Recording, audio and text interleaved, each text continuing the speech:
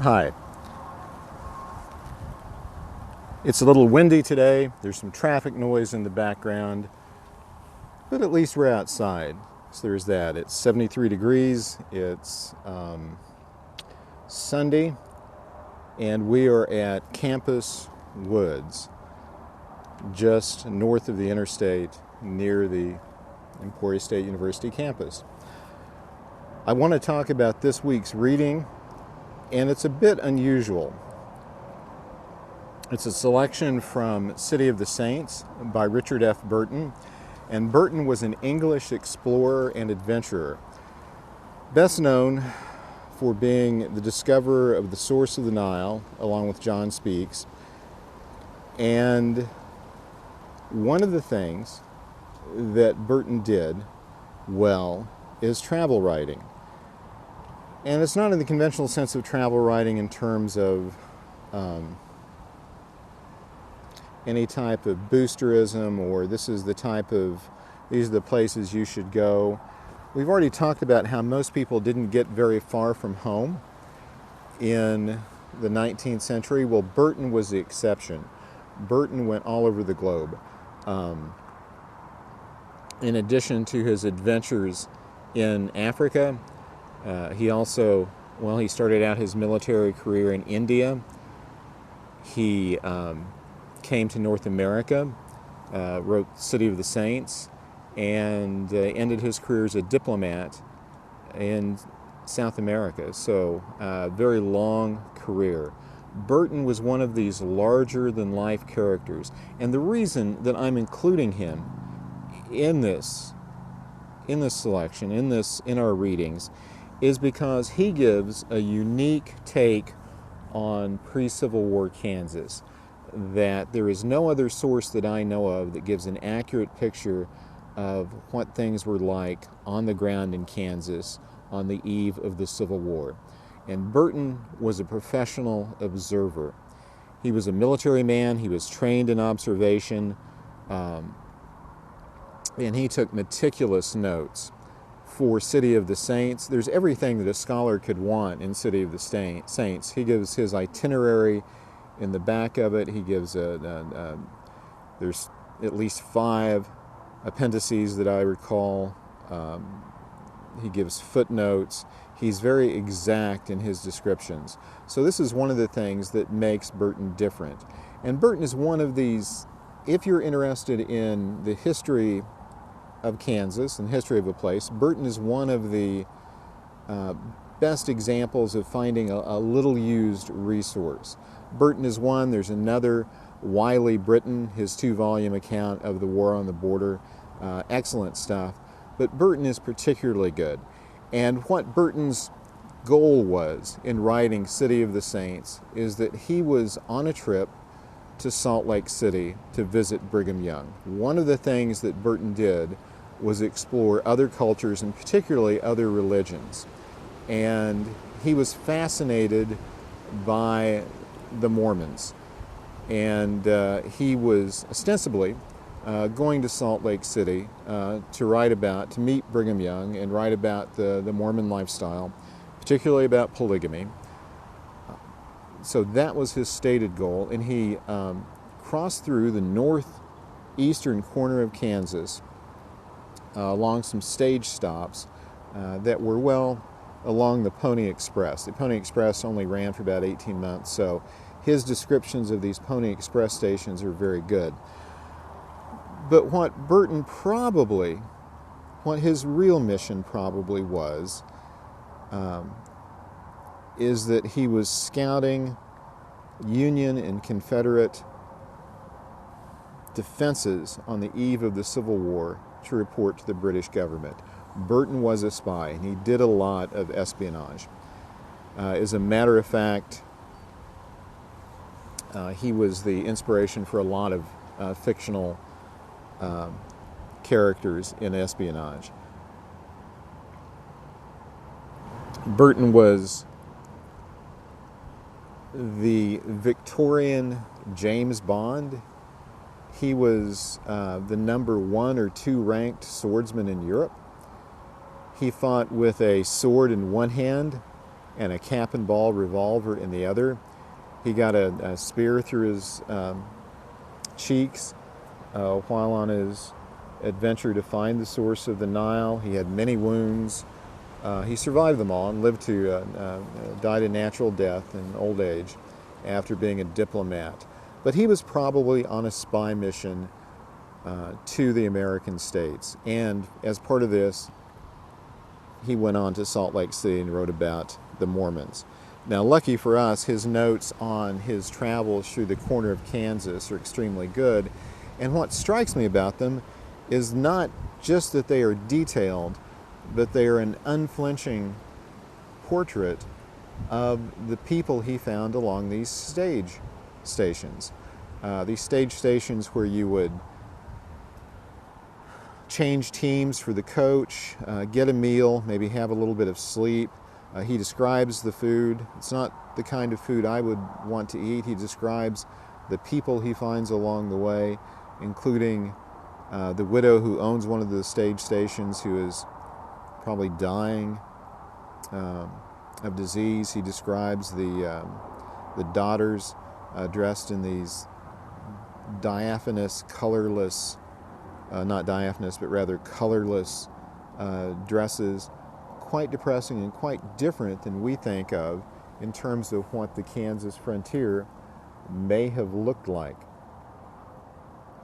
And so Burton's description is probably the best example that we have of what Kansas looked like before the Civil War, on the eve of the Civil War. Not only Kansas, but Burton's whole trip out to Salt Lake City has been foundational for historians of the Old West.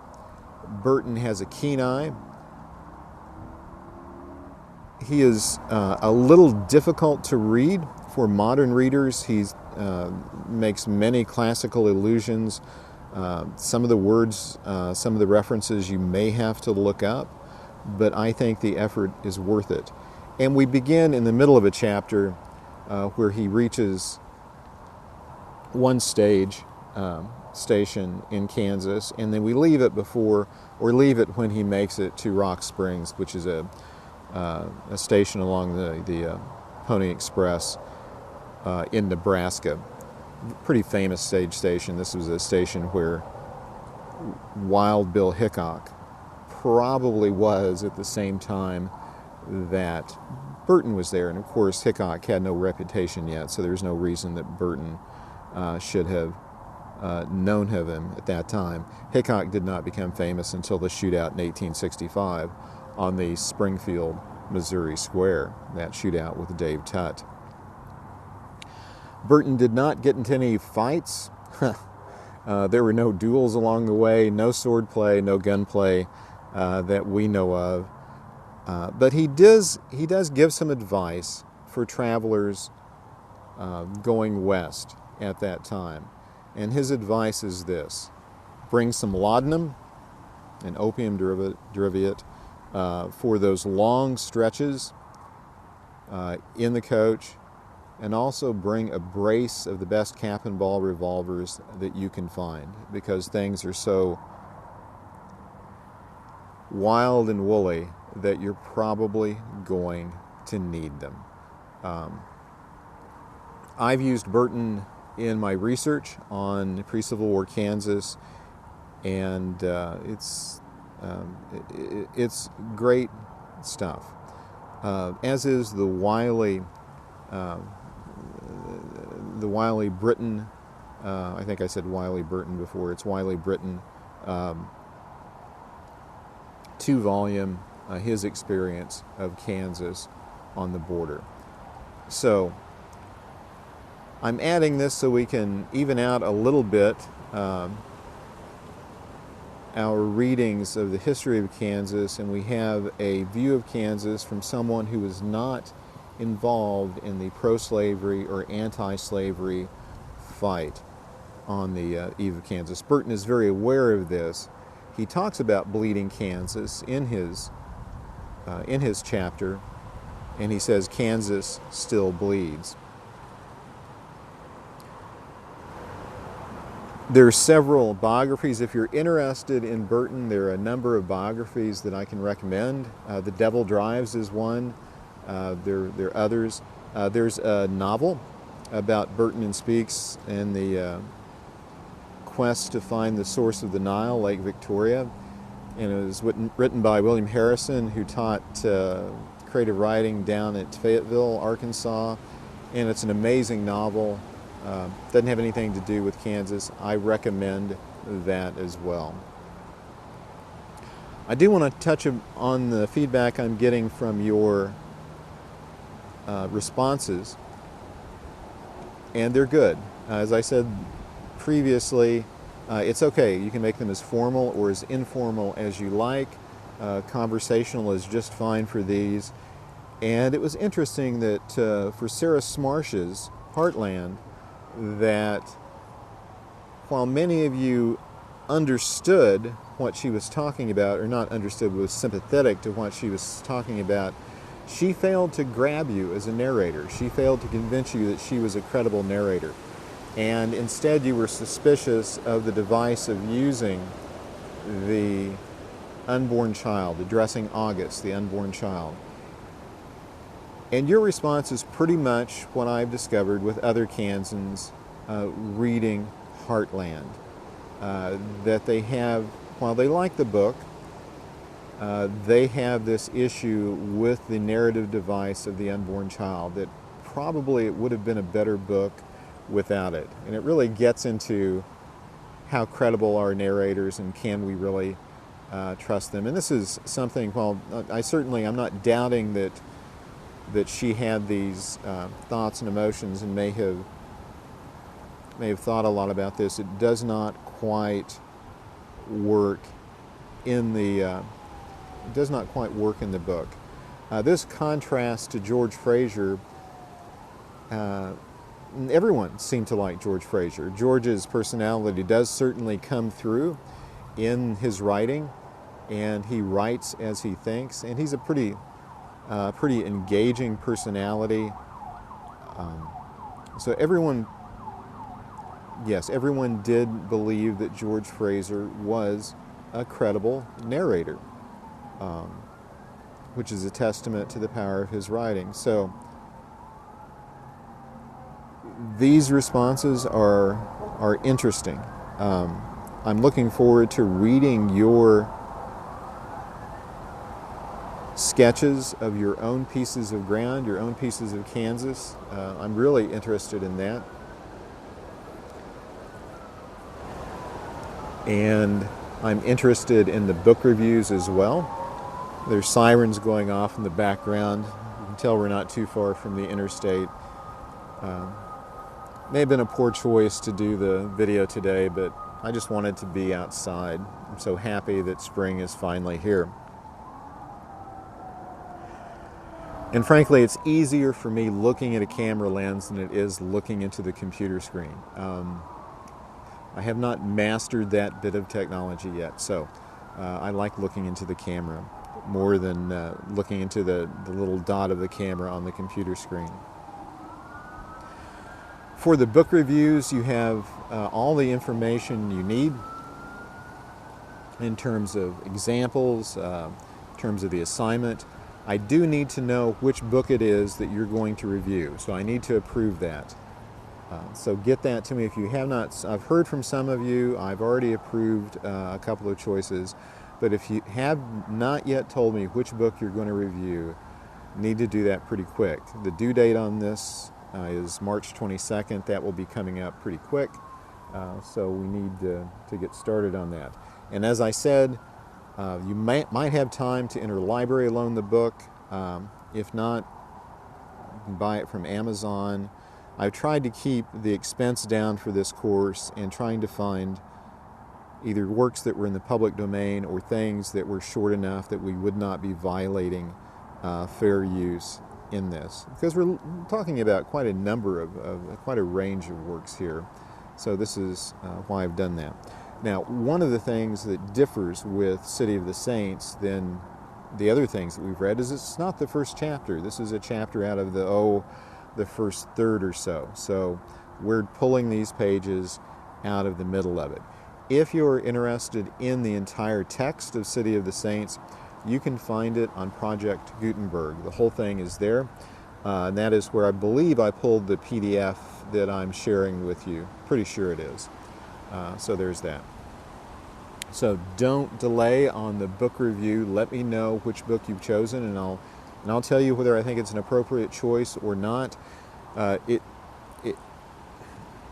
You can take a look at the list of books that I've given on the syllabus, and if there are newer ones, and there are newer ones on there, some of those that I might want to use for the course, so we can talk about that, although I'd probably let someone do a book review if they would rather do that. And the list that is in the syllabus is certainly not exhaustive, so feel free to look at other sources, university catalogs, Amazon, Barnes & Noble, your local bookstore. Call up your local bookstore and ask them. Call up the Raven bookstore in Lawrence and ask them to suggest a book. Tell them what your assignment is. Say, can you suggest any recent books? And they might, the Raven has a great Kansas history section, and they might suggest, well, yes, Rex Buchanan's new book on Kansas petroglyphs would be excellent. Or they might suggest another book. So don't delay on that. It's also time to start thinking about the project at the end. Of course, the graduate students will have to do a presentation on this. The undergraduate students do not, unless you would choose to. But think about what author and what works you're going to choose for that. This is not going to be a book review. This is going to be different. This is going to be a presentation on a Kansas author and their work. More of an overview. So not concentrating on a particular work, perhaps. Well, I will say it depends. We are going to do Prairie Earth, William Lee's Teat Moon, here in the class. We'll discuss it. We'll do some readings from it. But if you were doing William Lee's Teat Moon, Prairie Earth is a meaty enough text that it would be sufficient by itself to do your project. If you're doing a Kansas poet, you want to probably do several books of their poetry together. If you're doing a novelist, you might want to do several of their novels, or concentrate on one novel that seems to really capture their style, particularly if it's unusual and offers some exceptional promise in some way. So I can't tell you exactly what to do. You're going to have to find your own material and then check with me, and I'll give you some suggestions on it. I'll let you know what I think and go from there. The assignment for the final project will be uploaded, in a week or so. And I can tell you that I'm going to be looking for at least 10 sources on these. So you're going to have to find at least 10 sources on these. The other thing that I'm going to share with you are a couple of reviews from the New York Review of Books. One of them will be Ben Lerner's The Topeka School. And I don't expect your book reviews to mimic these. This is not an example for your book reviews. The New York Review of Books, these are essays that they do about books. I like the style that they use. I want you to read and get used to looking for reviews from the New York Review of Books, because this is part of being really a literary citizen. In addition to supporting local and regional writers, it's good to know what's being written about. New York Review of Books, the New Yorker, the New York Times, the Washington Post book section, about what's being written about Kansas and Kansas authors. So this is really an example of literary citizenship, to be on the lookout for reviews like this. If you want to join the Facebook group, please do send me a friend request, and then I'll add you to the group, and then you can start posting the things that you find of interest for the rest of the group. Or if you don't want to post it yourself, you can send me a link and I'll post it and maybe start some discussion.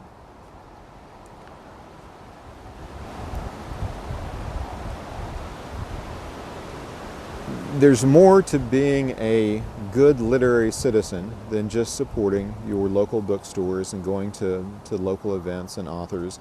Those are important. I'm not saying they aren't. You should absolutely support your independent bookstores, and you should support your local authors.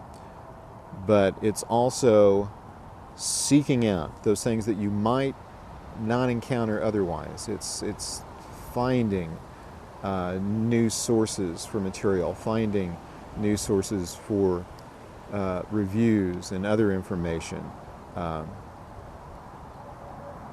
Perhaps joining a listserv about these topics, starting to write your own blog. If you have your own blog about literary topics in Kansas, I'd like to know about it. Send me a link. That's quite exciting. If you don't have your own blog, you might think about it.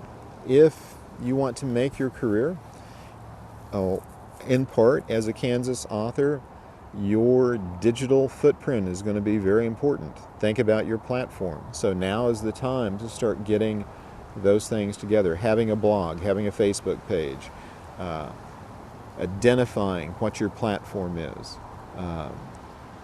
Even if you're, or especially if your interest is scholarly, identify what those things that interest you the most are and start writing about them, even if it's on your own blog or a Facebook page or whatever, so other people will know about it.